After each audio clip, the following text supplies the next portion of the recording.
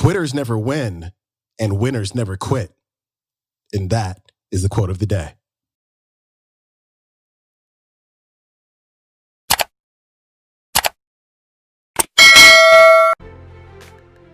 Welcome back to the Quote of the Day show. I'm your host, Sean Croxton of SeanCroxton.com. Thanks for tuning in for our Tuesday episode. And today's featured speaker is Lisa Nichols. And as you know, I'm a huge fan of storytelling. I love a really good story. I love a story that moves me and inspires me. And when I hear it, I want to just dig deeper and find out more of what's inside of me, you know? And this is a story that'll certainly do that for you. And she told this story when she was on my interview podcast, the Sean Croxton Sessions last year. And I really got a lot of amazing feedback from my listeners. So I'm really happy that you get to hear this today. And here's Lisa. I want to share a story with you. In a former life, I was an athlete. And I ran track and I swam competition.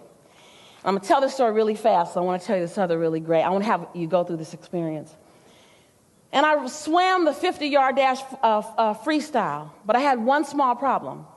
I would always, say always, I would always come in dead last. Say dead last. Dead last. No, say dead last like if I weren't around. Say dead last. That's how you say it, like she came in. Right? That's how you say it. That's okay. Say it in my face. And so I would always come in dead last. If they had 6 lanes, I come in 6. They had 8 lanes, I come in 8. They had 10 lanes, I come in 10. And so this particular day, I was tired.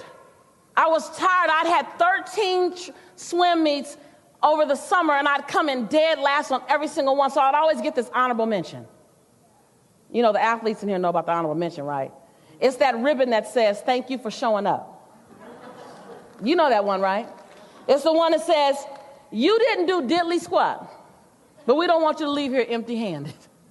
Here you go, y'all. Come back now. You hear? So I had a bunch of honorable mentions. And so the day before the swim meet, I go to my grandmother's house, the safest place on the planet. I said, Grandma, I'm tired. And some of you may be there. You know, we're here being inspired, but let's be honest. Let's be authentic inside the whole journey. The part that I love about my journey is that I get to tell you the truth. I'm not going to try to, because I'm a secret lady, I'm not going to allow anybody to put me in a box to not be real. Yes, yes? Yes. Like it's freedom and authenticity. And that day was a bad day. So I said, Grandma, I'm tired. I'm tired. And if this is you, just raise your hand silently. If anything I'm saying you can resonate with. I said, Grandma, I'm tired of putting my all in and feeling like I'm not getting anything back out. Thank you, thank you, thank you. I said, Grandma, I'm tired of showing up and no one seems to even acknowledge that I'm here. They just have expectations of me. They don't say that. There's no acknowledgement for just showing up. I said, Grandma, I'm tired of not hearing thank you. I might come in last, but I gave it my best. That was the best I had.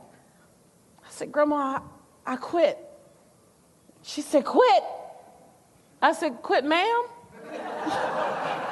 How am I supposed to say it? She said, come sit here. She said, Grandma wants to tell you a story. I said, oh, she's going to grandma-nize me. She's going to make me think I can fly. She sat down and she said, baby, you might not know this because you're only 15. She said, and I'm going to say this to you because whether you're in this space now or you may have been in this space or you may be on your way to this space, just hold this. I love what Malik said. He said, is it Malik? I want to pronounce it correct. Malik said, you know, you write things and they're speaking to your future. I just love that. You know, so just store this in your pocket if it's not for you now. It might be for you in the future. She said, baby, because that's what she say. She said, baby, she said, I don't know if you know, but you were built from the best.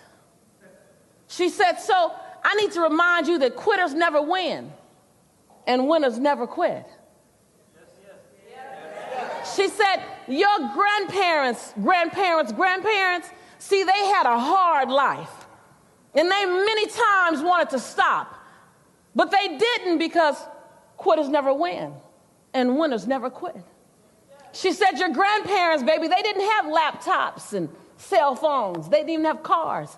They worked sometimes in the fields until the fingers burst with blisters, and their feet burst with blisters, and they wanted to stop, but they didn't, because quitters never win and winners never quit.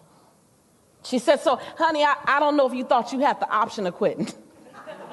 And she said, but Grandma need to tell you, you need to take that option off the table. Because that's not who you are. That's not what you're built of. So I got up and I walked out, and I was like, I'm never coming over here to quit again. The next day I walked in and I saw the worst sight ever. The worst sight ever in the gym. My entire family in the bleachers. Now, there's only one thing worse than coming in dead last. It's having your entire family witness. You coming in what? I go over to the judge and I said, Judge, could I just get my honorable mention and leave? I know how this is going to end.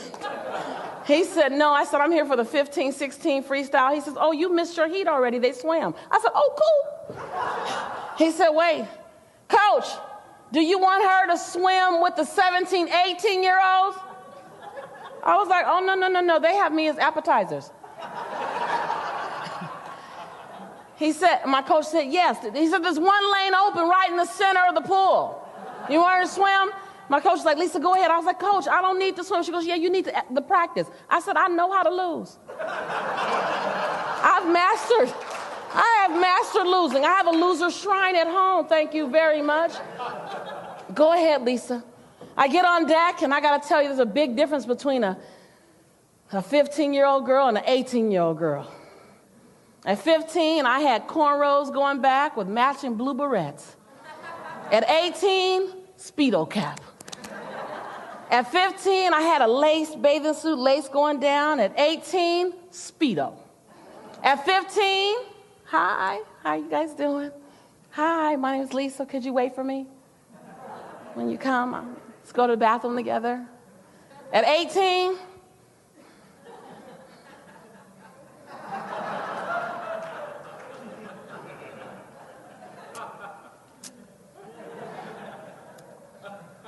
I got on deck, and some of you might be here right now. Someone see your mark? I said, I don't know how I'm going to get through this time. I've done everything I know how to do. This is scary. Some of you might be there. Some of your families might be there. Sit. You said just have faith. Just believe in the unseen. Ask, believe, and receive. And I know, like I know, that I deserve to win. I don't quite know how all the time, but I know I deserve it. Pow! The gun went off. I hit the water. Quitters never win. Winners never quit. Quitters never win. Y'all help me. Winners never quit. Quitters never win. Winners never quit. Quitters never win. Winners never quit. I drew my right arm back. There was one girl even with me. I said, oh, today she comes in what? Dead last. Quitters never win. Winners never quit. Quitters never win. Winners never quit. I did the flip turn because back then I knew how. Quitters never win. Winners never quit. Quitters never win. Winners never quit. Quitters never win, winners never quit. I hit the wall. I looked to my left. There was no one there. I looked to my right. There was no one there. But you know that negative chatter in our head, right? I said, dang, I'm so slow. They got out the pool already? What? I'm getting slower by the day. Like there's no ripples in the water or anything. I look up at my coach, and she's going crazy. Lisa, look. I'm like, what, look. I look behind me, the first person that hit the halfway mark. But you know our negative chatter, right? I said, Coach, was I supposed to swim 3 laps? Yes? My coach runs over to me. She goes, Lisa, well, what did you do differently?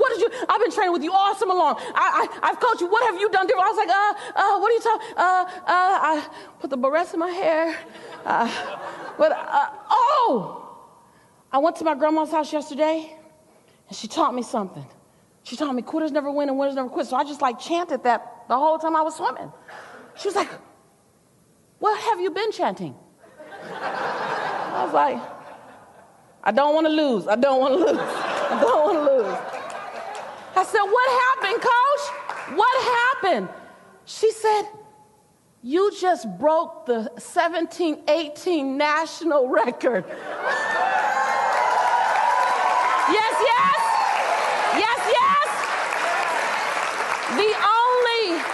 The only variable that changed was the conversation going on in my head.